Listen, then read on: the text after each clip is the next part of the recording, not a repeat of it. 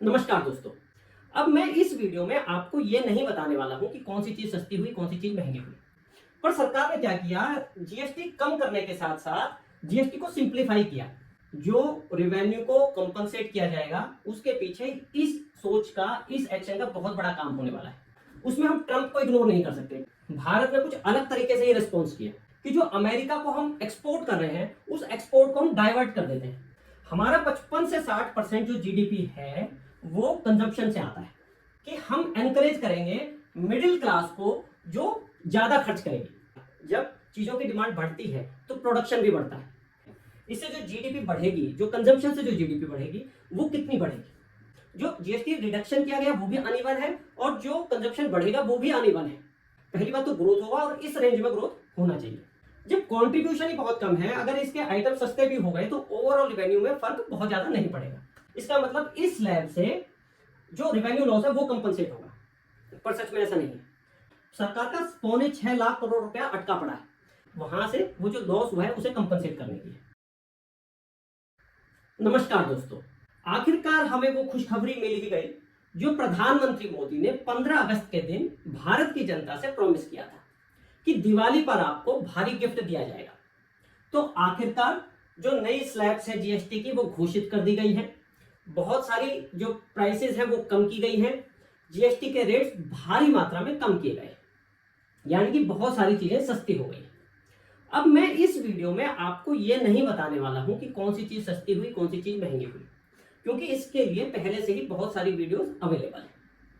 हम इस वीडियो में ये डिस्कस करेंगे कि ये जो दरें गिराई गई है, ये जो जीएसटी के रेट्स कम किए गए हैं, इसके पीछे कारण क्या है, असली कारण क्या है।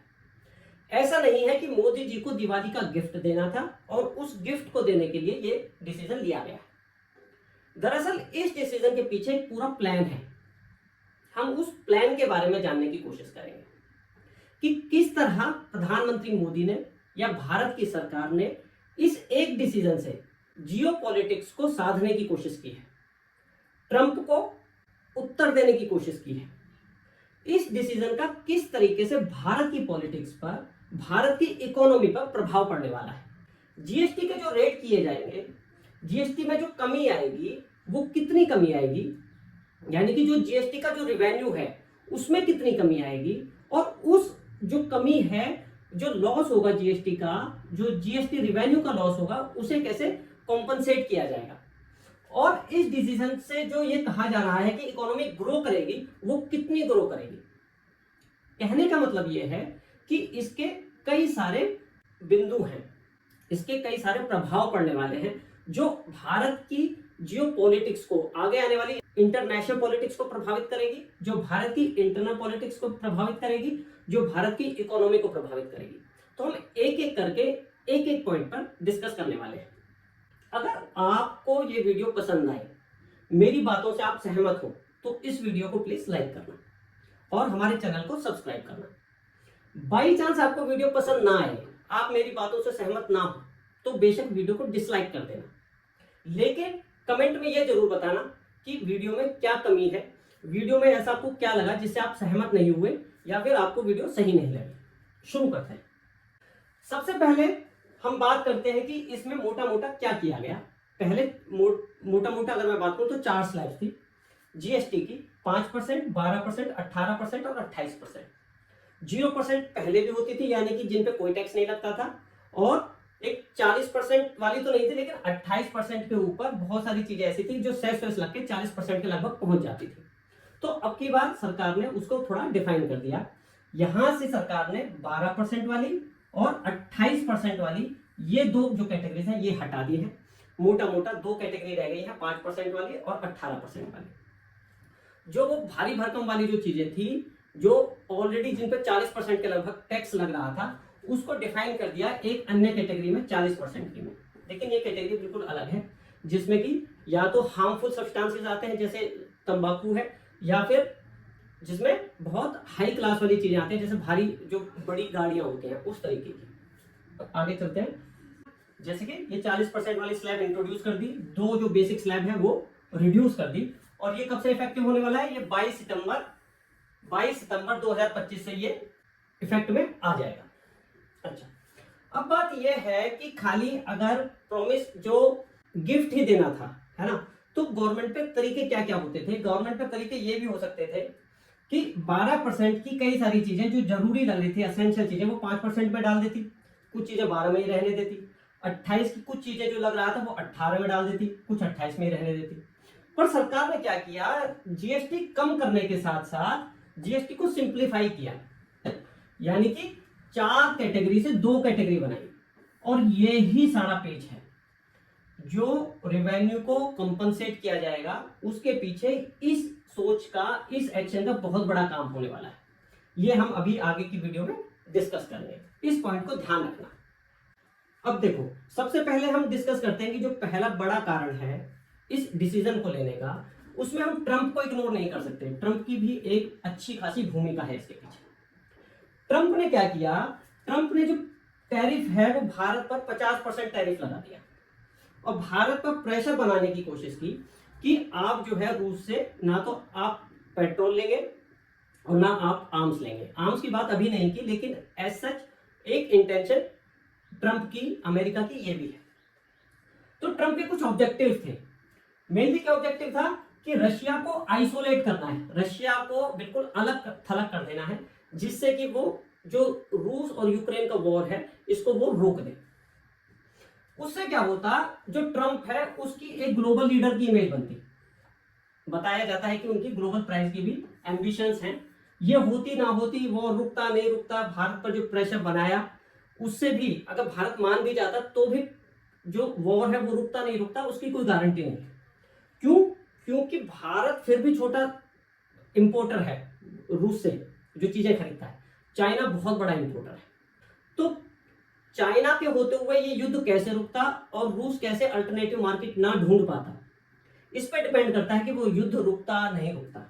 लेकिन अगर भारत रोक देता तो कम से कम ट्रंप की एक इमेज तो बनी जाती कि he is a global leader. इसलिए भारत को कंट्रोल करना उसे चीन की अपेक्षाकृत आसान लगा, इसलिए भारत पर उसने प्रेशर डाला। तीसरी बात, वो क्या चाहता था कि भारत पर ना एक साइकोलॉजिकल प्रेशर रखा जाए। भारत जिस तरीके से आगे बढ़ रहा है, भारत का जो प्रधानमंत्री है उनकी जिस तरीके से इमेज है, इंटरनेशनल इमेज है, तो साइकोलॉजी उसको पुश डाउन करना, उसे दबाना, ये भी एक ऑब्जेक्टिव था ट्रंप का, जिससे कि वो अपने आप को एक निर्विरोध रूप से एकमात्र ग्लोबल लीडर प्रोजेक्ट कर पाए, अपने डोमेस्टिक मार्केट में एक इंटरनेशनल इमेज, इंटरनेशनल लीडर अपने आप को स्थापित कर पाए। अच्छा, इसके लिए जो ट्रंप है उनका अल्टीमेट टारगेट क्या था, उनकी जो सोच थी वो ये थी कि हम भारत पर जैसे जैसे प्रेशर डालेंगे, भारत माफी भी मांगेगा, हमारे पास आएगा, गिड़गिड़ाएगा, हम अल्टीमेटली जो हमने 50% का टैरिफ लगाया है उसे हम करके 15 से 20% कर देंगे, यानी कि टैरिफ भी रखेंगे, एहसान भी जताएंगे और फ्यूचर के लिए अपने आप को सेव कर लेंगे। भारत को एक जो ग्लोबल जो पावर बनकर उभर रहा है उसे भी हम परमानेंट दबा दें। अब हुआ क्या, जो एक्सपेक्टेशंस थी ट्रंप की वो मीट नहीं हो पाई। भारत ने कुछ अलग तरीके से ये रिस्पॉन्स किया जिसकी ट्रंप को उम्मीद नहीं थी। भारत ने क्या बोला, भारत ने क्या स्ट्रेटेजी बनाई कि जो अमेरिका को हम एक्सपोर्ट कर रहे हैं उस एक्सपोर्ट को हम डाइवर्ट कर देते हैं, उस बिजनेस को हम डाइवर्ट कर देते हैं दूसरी मार्केट में, यूरोपियन मार्केट में या किसी और मार्केट में। लेकिन ये जो प्रोसेस है डाइवर्ट करने की प्रोसेस, ये टाइम टेकिंग प्रोसेस है, ये एक दिन में नहीं हो जाएगी। और उस टाइम में जो लॉस होगा उससे अमेरिका को डोमेस्टिक पॉलिटिक्स में ये कहने का मौका मिल जाएगा कि भारत का लॉस हो गया, भारत की जो जीडीपी है वो गिर गई। यानी कि इससे ये इंप्रेशन जाता है कि भारत पे अमेरिका का प्रभाव काफी ज्यादा है। हालांकि जो एस्टिमेशन है, जो विद्वानों का जो एस्टिमेट आया कि भारत को कितना रिवेन्यू लॉस होगा, इससे जीडीपी का 0.2% जो एक्सपोर्ट है वो 0.2% कम आ जाता है। अब देखो, एक चीज हमें भारत सरकार की, भारत एडमिनिस्ट्रेशन की बड़ाई करनी ही पड़ेगी। जब रूस और यूक्रेन का युद्ध चालू हुआ था तो ऐसा लगा कि भारत में बहुत ज्यादा महंगाई बढ़ जाएगी, पर भारत ने उस डिफिकल्ट सिचुएशन को अपॉर्चुनिटी में चेंज किया और ऑयल जो है रूस से कच्चा तेल लेके उसको रिफाइन करके यूरोप में भेजना शुरू कर दिया, जिससे भारत की बहुत बड़ी अर्निंग हुई, जिससे कि पेट्रोल के रेट कंट्रोल में रहे। ऐसा ही कुछ भारत ने अब की बार भी किया। यानी कि जो भारत की जो टेंडेंसी है अपॉर्चुनिटी ढूंढने की, मुश्किल समय में अपॉर्चुनिटी ढूंढने की, उस पर सरकार ने बहुत अच्छा काम किया। अब सरकार ने क्या सॉल्यूशन निकाला? सरकार की जो बेसिक सोच है वो ये है कि जो भारत की जो इकोनॉमी है वो कंजम्पशन बेस्ड इकोनॉमी है, not export related. Export oriented economy Bharat की नहीं है जैसे कि चाइना की है। हमारी जो इकोनॉमी है वो कंजम्पशन बेस्ड है। हमारा 55 से 60% जो जीडीपी है वो कंजम्पशन से आता है। लोग जो चीजें खरीदते हैं, लोग जो कंज्यूम करते हैं, है ना, लोग जो पैसा खर्च करते हैं, उससे हमारी जीडीपी चलती है। किस तरीके का खर्चा करते हैं? जैसे कि रोटी, कपड़ा, मकान, ठीक है, ट्रांसपोर्टेशन, हेल्थ केयर, टेलीकम्युनिकेशन, इन चीजों पे जो पैसा खर्च किया जाता है उससे हमारी जीडीपी चलती है। तो क्या स्ट्रेटेजी बनाई गई, क्या डिसीजन लिया गया कि हम एनकरेज करेंगे मिडिल क्लास को जो ज्यादा खर्च करेगी। हम हमारी जनता को मोर स्पेंड करने के लिए एनकरेज करेंगे, यानी कि लोग ज्यादा से ज्यादा खर्च करें। हम ऐसा कुछ माहौल बनाएं लोग ज्यादा खर्च करें, और उसके लिए जो मेन टारगेट चुना गया वो टारगेट चुना गया मिडिल क्लास। क्योंकि जो छोटी क्लास है, जो छोटे जो गरीब लोग हैं, उन पे तो बेचारों में पैसा है ही नहीं, और जो अमीर लोग हैं वो ऑलरेडी खर्च कर ही रहे हैं जो वो कर सकते हैं। तो बात है मिडिल क्लास। मिडिल क्लास इसलिए क्योंकि भारत में मिडिल क्लास संख्या ठीक ठाक है, काफी ज्यादा है। 40 करोड़ लोग भारत में मिडिल क्लास लोग हैं। मिडिल क्लास लोगों की टेंडेंसी होती है कि जैसे ही उनके पास पैसा होता है वो लोग अपना लिविंग स्टैंडर्ड बढ़ाने की कोशिश करते हैं, वो अपना स्टेटस बढ़ाने की कोशिश करते हैं। तो वो लोग कैसे काम करते हैं? जैसे अगर उनके पास पैसा अवेलेबल है तो वो घर खरीदने की कोशिश करते हैं, वो गाड़ी खरीदने की कोशिश करते हैं, चाहे वो 2 व्हीलर हो, 4 व्हीलर हो। वे लोग क्या करते हैं? वो इंश्योरेंस पे, हेल्थ पे, इन पे ठीक ठाक काफी अच्छा खर्च करते हैं। वो बच्चे की एजुकेशन पे अच्छा खर्च करते हैं, और फास्ट मूविंग गुड्स पे तो खर्च करते ही करते हैं, खाने पीने की चीजों। तो इस तरीके से जो मिडिल क्लास वर्ग है वो अगर उसके पास पैसा हो तो वो खर्च करने में विश्वास करता है, और वो बड़ी संख्या में भी है। तो इस क्लास को टारगेट किया गया। अब लेकिन बात यह है कि इन लोगों को एनकरेज कैसे किया जाए खर्च करने के लिए? तो खर्च करने के लिए इनके पास पैसा भी तो होना चाहिए, तभी तो खर्च करेंगे। तो क्या किया सरकार ने? पहले तो इनकम टैक्स कट किया था, 12 लाख तक का इनकम टैक्स में छूट दी गई थी, तो वहां से लोगों के पास सेविंग बढ़ी। दूसरा, अब क्या किया? सबसे बड़ा काम जो अभी के हाल में, lowering prices and encouraging purchases, जो जीएसटी है वो कम कर दिया, जिससे कि जो प्राइसेस है चीजों के वो प्राइसेस नीचे आ गए। पहले ही लोगों को जब टैक्स माफ किया था तो उनके पास सेविंग बढ़ी, और अब चीजें सस्ती कर दी। तो चीजें सस्ती कर दी तो लोग जो है वो चीजें खरीदेंगे ज्यादा, यानी कि कंजप्शन बढ़ेगा। ठीक है, अब लोगों के पास पैसा होगा और चीज अफोर्डेबल होगी तो लोग खर्च तो करेंगे ही। अच्छा, अब जो है इसके पीछे इकोनॉमी क्या है? जब कंजम्पशन बढ़ता है, जब चीजों की डिमांड बढ़ती है तो प्रोडक्शन भी बढ़ता है। जब प्रोडक्शन बढ़ता है तो जो ओनर है, कंपनी का मालिक है, उसका रिवेन्यू बढ़ता है, और जो रिवेन्यू बढ़ेगा, जब उसका रिवेन्यू बढ़ेगा तो उस पर ऑटोमेटिकली जीएसटी जो है, जो गवर्नमेंट का रिवेन्यू है वो भी बढ़ जाएगा। और एक बात और, जब एक सेक्टर बढ़ता है तो एक सेक्टर ही नहीं बढ़ता, उससे रिलेटेड जितने भी सेक्टर्स हैं, उससे रिलेटेड जितने भी इंडस्ट्रीज हैं वो भी बढ़ती हैं।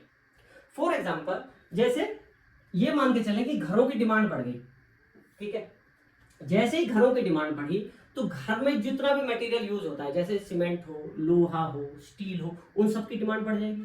ठीक है, फर्नीचर है उसकी डिमांड बढ़ जाएगी। यानी कि जब एक सेक्टर बढ़ा, एक चीज बढ़ी, एक चीज की डिमांड बढ़ी, तो कई सारी चीजों की डिमांड बढ़ती है, यानी कि मल्टीपल डिमांड्स बढ़ती हैं। मल्टीपल डिमांड्स बढ़ती हैं यानी कि मल्टीपल प्रोडक्शन बढ़ता है, मल्टीपल चीजों का प्रोडक्शन बढ़ता है, तो ग्रोथ ओवरऑल इकोनॉमी बढ़ती है और गवर्नमेंट का रिवेन्यू ऑटोमेटिकली बढ़ जाता है। तो ये है इकोनॉमी। अब बात ये है कि जो जीडीपी है, इससे जो जीडीपी बढ़ेगी, जो कंजम्पशन से जो जीडीपी बढ़ेगी वो कितनी बढ़ेगी, इस पे अगर हम बात करें तो एक्चुअली जो ये चीज है ना, ये बहुत कॉम्प्लिकेटेड है। ये वाली कैलकुलेशन कॉम्प्लिकेटेड क्यों है? क्योंकि देखो इसमें ना कई सारी जो कैटेगरी है, जैसे एफएमसीजी कैटेगरी है, कंज्यूमर ड्यूरेबल कैटेगरी है, इसमें जो 5-6 जो कैटेगरीज हैं, सब में जो राइज होगा, कंजम्पशन का जो राइज होगा वो अलग अलग होगा। ऐसा नहीं कि सब में 10% मान लें, किसी में कम होगा, किसी में ज्यादा होगा। दूसरी बात, जो जीएसटी के जो रेट्स जो है वो शिफ्ट किए गए हैं, जो 18 से 5%, 12 से 5%, 5% से 0%, तो सारी चीजें एक तरीके से नहीं की गई है, कोई की गई है, कोई नहीं की गई है। यानी कि पहले तो जीएसटी रिड्यूस हुआ बहुत सारी चीजों पे, और फिर कंजप्शन बढ़ी बहुत सारी चीजों से अनइवन तरीके से। जो जीएसटी रिडक्शन किया गया वो भी अनइवन है और जो कंजप्शन बढ़ेगा वो भी अनइवन है। तो वो जो कैलकुलेशन है कि एग्जैक्टली जो एस्टिमेटेड कैलकुलेशन जो फ्यूचर में होने वाली है, एक्चुअल हुई नहीं है, जो होने वाली है, तो उसका एस्टिमेशन लगाना काफी डिफिकल्ट है। जैसे कि बात करें अगर हम एफएमसीजी या एसेंशियल्स की बात करें तो इसमें ग्रोथ काफी कम होता है। इसमें ग्रोथ का जो एस्टिमेशन है वो 6 से 8%। फॉर एग्जांपल मैं ब्रश करता हूँ, ठीक है। अब पेस्ट अगर सस्ता हो गया तो इसका मतलब ये नहीं है कि मैं 2 बार 3 बार ब्रश करने लगूँ। मैं अगर 4 रोटी खाता हूँ तो अगर अनाज सस्ता हो जाए इसका मतलब ये नहीं कि मैं 6 रोटी खाने लगूंगा। तो कुछ चीजें ऐसी होती हैं जिन पे कंजम्पशन बहुत ज्यादा बढ़ता नहीं है। तो उस कैटेगरी में एफएमसीजी या फिर एसेंशियल जो चीजें हैं उसमें जो ग्रोथ है, जो कंजम्पशन का ग्रोथ है वो 6 से 8% का ग्रोथ है। वहीं पे अगर हम बात करें TV, fridge, dish washer, AC, इसमें कंजम्पशन काफी ज्यादा तेजी से बढ़ता है। इसमें कंजम्पशन है 12 से 15%। इसी तरीके से ऑटोमोबाइल्स में सबसे ज्यादा कंजम्पशन 15 से 18%। लेकिन जब ग्रोथ अनइवन है, कंजप्शन में ग्रोथ अनइवन है और जो स्लैब्स है, जो रिडक्शन किया गया वो भी अनइवन है, इसलिए ओवरऑल जो एस्टिमेशन लगाना डिफिकल्ट है। इसलिए जो सब लोगों ने, जो सारे एक्सपर्ट्स हैं, उन्होंने अलग अलग रेंज दी। किसी ने बोला 0.2% का ग्रोथ होगा, किसी ने बोला 0.5% का होगा। इस तरीके से जब हम एक रेंज निकालते हैं तो रेंज आती है 0.2% से लेके 1.2% तक, जिसकी एक ओवरऑल सम्मति है कि हाँ इतना ग्रोथ होगा। पहली बात तो ग्रोथ होगा और इस रेंज में ग्रोथ होना चाहिए, ठीक है। अच्छा, अब आगे बढ़ते हैं। अब ये ग्रोथ होगा एक टाइम के बाद, लेकिन इंस्टेंट भी तो लॉस होगा ना। जैसे अभी एकदम से जो जीएसटी कम किया गया है इसकी वजह से जो रिवेन्यू लॉस होगा, एकदम से अचानक जो इंस्टेंटली जो रेवेन्यू लॉस होगा वो कितना होगा, जब वो हम निकालते हैं वो भी डिफिकल्ट है, वो भी बिल्कुल स्ट्रेट नहीं है। अगर हम मोटा मोटा देखें तो बहुत सारे आइटम्स 12% से 5% में आ गए, 0% पे आ गए। कई सारे आइटम्स जो है 28% या 18% में आ गए। तो देखने में ऐसा लगेगा कि जैसे ये जो रिवेन्यू जो लॉस है ये 8-10% के लगभग आना चाहिए, लेकिन एक्चुअल में जो कैलकुलेशन है वो इस तरीके की नहीं है। अगर हम कैटेगरी देखें, जो हमें जीएसटी जो मिला है पिछले साल वो मिला है 15.2 लाख करोड़ का, 15 लाख करोड़ हम मान के चलते हैं। अब इसमें जो अलग अलग स्लैब्स हैं उसमें अलग अलग रेवेन्यू जनरेट हुआ है। जो सबसे ज्यादा रेवेन्यू हमें मिलता है वो 18% वाली स्लैब से मिलता है, ठीक है। जो सबसे ज्यादा जो प्रभावित जो कैटेगरी हुई है वो हुई है 12% वाली, यानी कि जो सबसे ज्यादा आइटम जो शिफ्ट हुए हैं 12% से 5% में, 0% में, वो है 12% वाली स्लैब। लेकिन यहाँ पे एक पेच ये है कि जो 12% वाली स्लैब है वो जो रेवेन्यू में कंट्रीब्यूट करती है, जीएसटी रेवेन्यू में, वो खाली 8 से 10% है। जब कंट्रीब्यूशन ही बहुत कम है, अगर इसके आइटम सस्ते भी हो गए तो ओवरऑल रेवेन्यू में फर्क बहुत ज्यादा नहीं पड़ेगा। जो सबसे ज्यादा कंट्रीब्यूशन करती है वो 18% वाली स्लैब्स है और इसके आइटम्स काफी कम है जो शिफ्ट हुए हैं लोअर कैटेगरी में, ठीक है। तो जब ओवरऑल जो लॉस निकाला वो निकाला 48,000 करोड़ का, इससे लगभग लॉस होगा सरकार को, जो कि का 3% है, ठीक है। अच्छा, अब इस लॉस को कैसे पूरा किया जाएगा ये एक बड़ा क्वेश्चन है। कुछ वीडियोस मैंने देखे, कुछ लोगों का आकलन ये है, एक भ्रम है कि जो लग्जरी आइटम्स है, जो 40% वाली जो स्लैब बनाई है, पहले 28% वाली थी वो खत्म कर दी और 40% वाली बनाई है, इसका मतलब इस स्लैब से जो रेवेन्यू लॉस है वो कंपनसेट होगा। पर सच में ऐसा नहीं है। ये कोई नई स्लैब नहीं है। जो आइटम ऑलरेडी 40% वाली कैटेगरी में थे, यानी वो वहां जीएसटी 40% नहीं था, लेकिन जो 28% वाली जो स्लैब थी उसमें बहुत सारे आइटम्स ऐसे थे, जैसे तंबाकू है ना, या बहुत लग्जूरियस आइटम है, तो उसमें ऑलरेडी सेस लग जाता था, कॉम्पनसेटरी टैक्स लग जाता था, तो वो ऑलरेडी जो है 42-43% पे जा रहे थे। तो उसके लिए एक स्पेशल से कैटेगरी 40% वाली बना दी, यानी कि रेवेन्यू यहां से बढ़ेगा नहीं, थोड़ा बहुत कम ही बेशक हो जाए। तो ये वाला जो सिनेरियो है कि इससे कंपनसेट होगा लॉस, ऐसा बिल्कुल नहीं है। तो लॉस कंपनसेट होगा कैसे? अब देखो यहाँ पे ना कोर्ट की फोटो बनी हुई है, इससे अगर समझने की कोशिश करो, अगर हम अभी करंट सिचुएशन की बात करें तो जो जीएसटी से रिलेटेड केसेस है 82,011, ठीक है, 82,000 मान के चलते हैं, 82,000 केसेस ऐसे हैं जो कोर्ट में पेंडिंग है किसी भी वजह से, और उसकी वजह से सरकार का 5.25 लाख करोड़ रुपया अटका पड़ा है। मतलब ऐसा नहीं कि 5.25 लाख करोड़ जीएसटी मिलना है, इतना रेवेन्यू फंसा पड़ा है जिसपे जीएसटी आना है सरकार को। यानी कि जब तक ये केसेस रिजॉल्व नहीं हो जाते, इनके फैसले नहीं हो जाते, ये पैसा अटका रहेगा। और इस पैसे से जो जीएसटी मिलने वाला था वो नहीं मिल पाएगा। अब किस तरीके के केसेस फंसे हुए हैं, अब देखना, ये बहुत इंटरेस्टिंग केस है। अब देखिए, एक केस है पराठा वर्सेस रोटी केस, कर्नाटका का ये केस है। इसमें जो मैन्युफैक्चरर है वो पराठे बेचता है। पराठे कौन से बेचता है? जो रेडी टू कुक है, फ्रोजन जो पराठे बेचता है। अब वो जो मैन्युफैक्चरर है वो कहता है कि ये रोटी की कैटेगरी में आना चाहिए, है ना, this is a basic thing and this should come in roti category, यानी कि जो जीएसटी है वो 5% लगना चाहिए। लेकिन जो जीएसटी डिपार्टमेंट है वो कहता है कि नहीं, ये प्रोसेस्ड फूड है, प्रोसेस्ड फूड है, और प्रोसेस्ड फूड पे जो टैक्स है वो लगता है 18%। तो इन दोनों में ये विवाद हो गया और ये केस चला गया कोर्ट में। अब कोर्ट कुछ भी डिसीजन दे, है ना, उसमें टाइम लगेगा, तो वो पैसा ब्लॉक हो गया, लॉक हो गया वो पैसा। हालांकि कोर्ट ने बोला कि भाई 18% प्रोसेस फूड ये माना जाना चाहिए, लेकिन पैसा तो फंस गया ना। दूसरा एक ऐसा ही केस आया गुजरात का, फ्लेवर्ड मिल्क, जो अमूल है, मदर डेयरी है, ये फ्लेवर्ड मिल्क बेचते हैं।